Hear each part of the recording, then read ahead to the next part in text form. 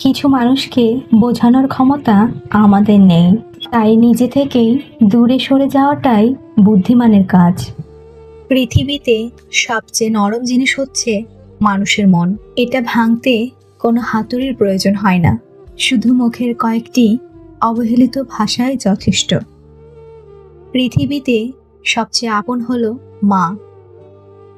কেউ যদি অবহেলা করে, দোষ তার নয়, দোষ নিজের। কারণ তুমি তার কাছ থেকে বেশি আশা করে ফেলেছ। যদি তুমি গরিব হও, তোমার নিজের আত্মীয়রাও তোমায় দেখে এড়িয়ে যাবে। আর যদি তুমি ধনী হও, তাহলে তোমার দূর সম্পর্কেও আত্মীয়রাও রোজ দুবেলা করে তোমার খোঁজ নেবে। সময় থাকতে প্রিয় মানুষটিকে মূল্য দিও, হারিয়ে গেলে কেঁদে কি লাভ? সম্পর্ক টিকিয়ে রাখার ইচ্ছা যদি দুই পাশ থেকে থাকে, তবে কোনো সম্পর্কই ভাঙা সম্ভব নয়। যদি কমে যায় ভালোবাসা আর বেড়ে যায় দূরত্ব, বুঝে নিও প্রয়োজনের বেশি তুমি দিয়েছিলে গুরুত্ব। মায়া ত্যাগ করতে শেখো, দেখবে কষ্ট এমনিতেই কম হয়ে যাবে। যে যত বেশি ভালো ও সরল মনের মানুষ হয়, তাকে তত বেশি কষ্ট সহ্য করতে হয়। এটাই দুনিয়ার নিয়ম। নিজেকে এমনভাবে তৈরি করো যে তোমায় ছেড়ে চলে গেছে সে যেন জীবনে ফিরে আসার জন্য আফসোস করে। এই শহরে ক্ষণিকের জন্য হাত ধরার মানুষের অভাব হয় না, অভাব হয় শুধু হাত ধরে শেষ পর্যন্ত দাঁড়িয়ে থাকার মানুষের।